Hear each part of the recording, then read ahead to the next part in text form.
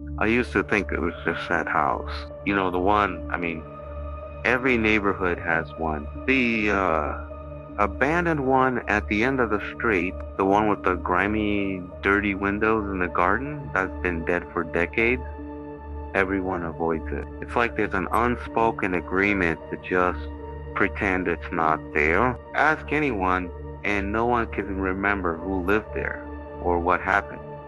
It's just always been empty. At least that's what I thought. 3 weeks ago, my whole world tilted on its axis. It was late afternoon. The sun was starting to set, casting those long, creepy shadows. I was walking home, same route I take every day, and my eyes just sort of drifted over to that house. That's when I saw her. She was standing at the second floor window, perfectly still, not moving, not blinking, just watching. My first thought was that it had to be a trick of the light, a reflection, maybe a weirdly shaped curtain or a mannequin someone left behind as a sick joke. I mean, it had to be right.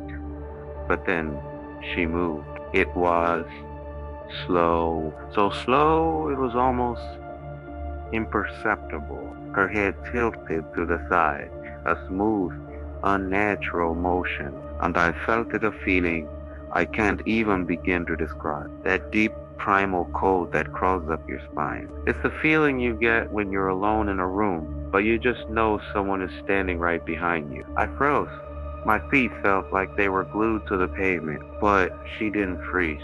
She kept staring, her eyes locked on me. That night, I dreamed about her, and it wasn't a normal dream. In the dream, I was standing in front of the house again, staring up at that same window.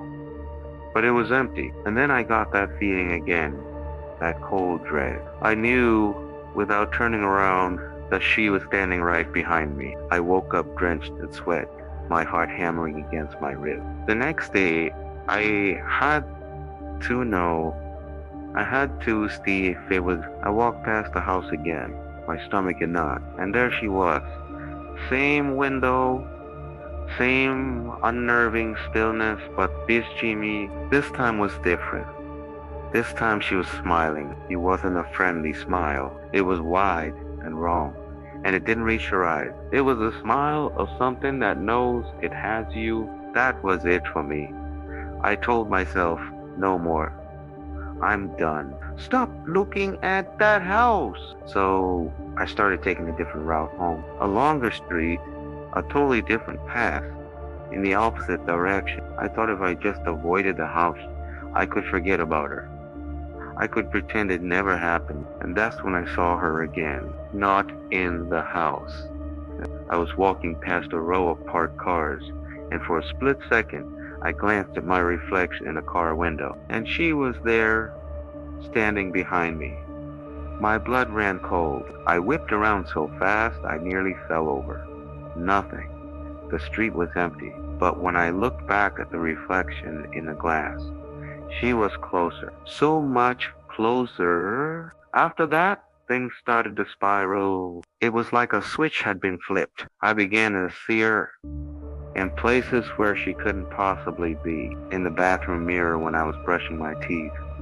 A fleeting glimpse of her face over my shoulder. In the dark, reflective surface of my TV when it was turned off. In the windows of my own apartment at night, a pale figure standing out in the darkness, always far away, always watching, never ever blinking. Just that same vacant stare. Then, 3 days ago, something changed, and it was so much worse. I don't know why, but I felt this compulsive need to walk past the old house again. I had to see. I stood there across the street, my heart pounding, and the second floor window. It was empty. She wasn't there anymore. You'd think that would be a relief, right? But somehow that felt infinitely worse. The cage was open. That night I heard it. Footsteps in my apartment. I live alone. The sound was slow, deliberate, barefoot on the hardwood floor. Step, pause. They were coming down the hallway, getting closer. They stopped right behind my bedroom door. I didn't open it. I didn't move. I barely even breathed. I just sat there paralyzed in my bed, staring into the darkness. And then I saw her in the faint reflection of my closet mirror. She was in the room with me, standing behind me, and she was smiling that same horrible smile. Now, every window is a risk. Every reflective surface is a warning. My own reflection isn't my own anymore because she's always there just behind it.